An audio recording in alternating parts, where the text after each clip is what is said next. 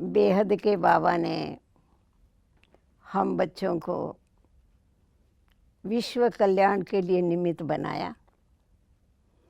बाबा ने आके हम बच्चों का पहले हमारा कल्याण किया। उसके बाद बाबा ने हमें वर्षे में सर्व शक्तियाँ दी, जिन शक्तियों के द्वारा हमें भी मास्टर विश्व कल्याणकारी बना दिया।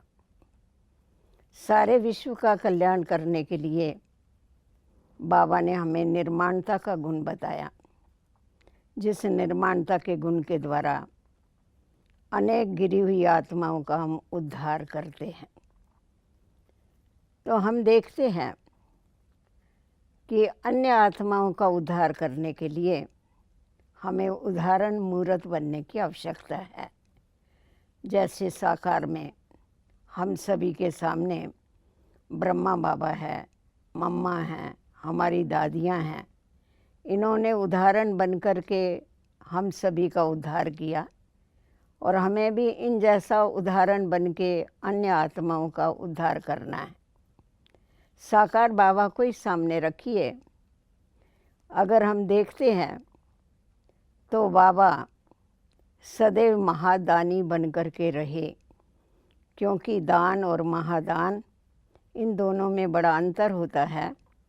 दानी व्यक्ति ये जो भी कुछ दान करता है, पहले खुद का सोच के खुद के लिए अलग रख लेता है और उसमें से थोड़ा सा भाग वो दान में देता है। परंतु महादानी व्यक्ति ये खुद का कभी विचार नहीं करता है, वो सब कुछ दान में दे देता है। तो ब्रह्मा बाबा ने हम सभी के आगे ये उदाहरण पेश किया। जिस समय शिव बाबा की प्रवेशता हुई, उस समय बाबा ने एक धक से अपनी सर्व संपत्ति ईश्वर अर्पण कर दी, माताओं कन्याओं की सेवा में लगा दी। बाबा ने सिर्फ स्थूल संपत्ति इसमें नहीं लगाई, परंतु हम देखते हैं बाबा कैसा सारी जीवन महादानी बन के हम सभी को गुणों का दान दिया, कर्मों के द्वारा हमें श्रेष्ठ कर्म सिखाए और अंत में जब बाबा कर्मातीत बने, अंत के समय शरीर छोड़ने के पहले बाबा ने अपना हाथ प्रकाशमणि दादी के हाथ में दिया और अपनी सर्व शक्तियाँ बच्चों के नाम पर विल किया। बाबा ने सिर्फ स्थूल धन का विल नहीं किया, परंतु अपनी शक्तियों का भी बच्चों के लिए विल किया, जिसके आधार पर इतनी सेवाएं बढ़ी और इतना कार्य चल रहा है। तो अभी हम देखते हैं कि विश्व कल्याण करने के लिए, सेवाएं करने के लिए निर्विकारी स्थिति की आवश्यकता है। अगर निर्विकारी स्थिति है तो उस आधार पर हम महादानी बन कर के सर्व आत्माओं का कल्याण कर सकते हैं। औरों का कल्याण करने के लिए बाबा ने हमें रहमदिल बनाया।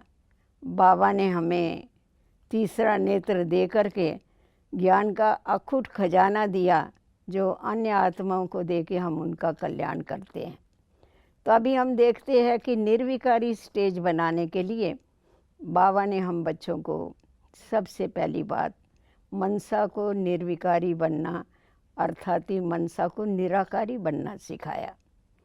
हम जो देह के अभिमान में थे, अपने को देह समझ बैठे थे, बाबा ने आके हमें ये ज्ञान दिया कि तुम निराकार आत्मा हो। इस ज्ञान के द्वारा ही हम आत्माएं निराकारी स्थिति में स्थित हो सकती है। और उस स्थिति में स्थित होकर के जब हमने खुद को अनुभव किया कि मैं एक चेतन आत्मा हूँ, चेतन आत्मा समझने के बाद अपने को हम शक्तियों का पुंज, गुणों का पुंज समझने लगे। उसका हमने अनुभव किया और निराकारी स्टेज के आधार पर निरंकारिता हमारे अंदर आने लगी। जिस समय बाबा ने हमें बताया कि मैं शब्द आता है, उस समय ये याद रखो कि मैं एक शुद्ध आत्मा हूँ, मैं एक पवित्र आत्मा हूँ।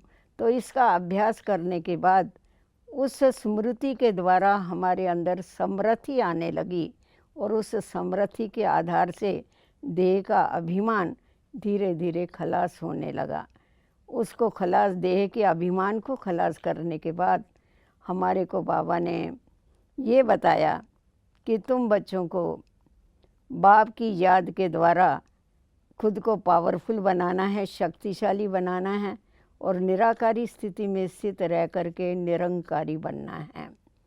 क्योंकि जब स्थिति, हमारी मानसिक स्थिति जो है वो निराकारी बनती है, निराकारी बनने के बाद हमारी दृष्टि में, हमारी वृत्ति में फ़र्क हो जाता है। निराकारी वृत्ति में स्थित होने के बाद हमारी दृष्टि जो है वो भाई भाई की हो गई। हम सब आपस में भाई भाई है। इस स्मृति के द्वारा सर्व आत्माओं के ऊपर रहम करने का जो गुण है वो स्वतः ही हमारे अंदर आ गया। उसके बाद बाबा ने हम बच्चों को जो समझ दी, समझानी दी कि सर्व का उद्धार करने वाली तुम निराकारी जो आत्माएं हो, क्योंकि आत्माएं जो है उनको रास्ता बताना ये तुम्हारा ही काम है। ये बाबा ने हम बच्चों को स्मृति दिलाई और उस स्मृति के द्वारा गिरी हुई आत्माओं को आगे बढ़ाना, उनको उठाना, ये कार्य हमारे ऊपर सौंपा।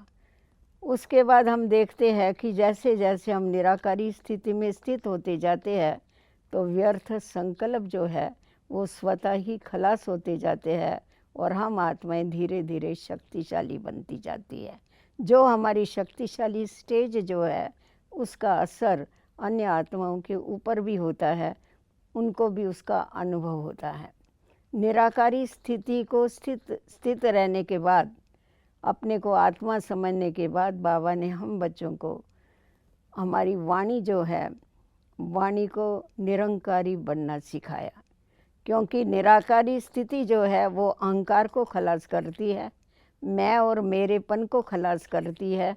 उसके बाद हम निरंकारी बनते गए, अर्थात ही सब कुछ कराने वाला बाबा है। हमने मम्मा के जीवन को देखा। मम्मा हमेशा ये याद रखती थी और याद दिलाती थी कि हुक्म ही हुक्म चलाए रहा। मैं करता हूँ नहीं, परंतु बाबा करता है, बाबा कराता है और मैं कर रहा हूँ। हम कठपुतलियाँ हैं, बाबा हम बच्चों को नचा रहा है। तो ये जो स्थिति है, ये जो स्मृति है, इस स्मृति के द्वारा स्वतः ही देह का अहंकार जो है वो खलास होता जाता है। वाणी के अंदर निरंकारिता आती जाती है। नहीं तो जो भी विशेषताएं हैं, जो गुण हैं, वो गुणों का भी कभी कभी अहंकार आ जाता है और वो कभी कभी वाणी में दिखाई पड़ता है। परंतु बाबा ने हम बच्चों को ये बताया कि ये सब कुछ कराने वाला, कराने वाला बाप है।